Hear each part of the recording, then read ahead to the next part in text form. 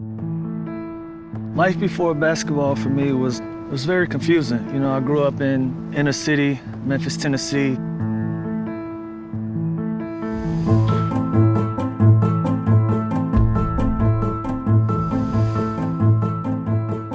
I grew up in a neighborhood with a lot of kids in such a close proximity of each other. Like every day we just found something to do together. We could find yellow pages and a stick, we would play baseball.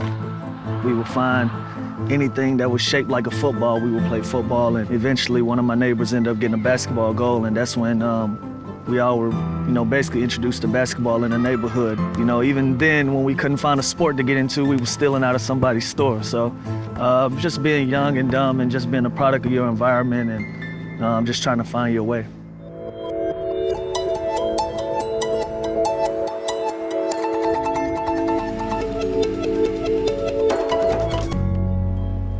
In the span of 6 months, my brother had went to prison and my father had passed away.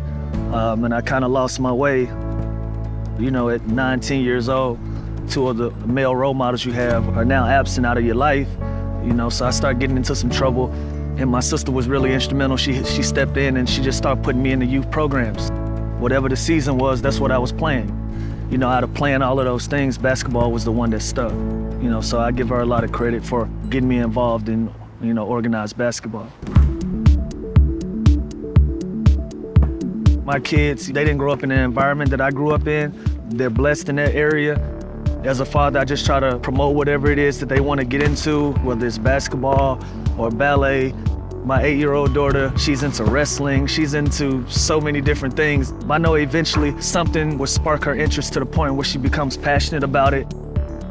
It's nerve-wracking watching your kids play basketball because everybody wants their child to be Michael Jordan, right?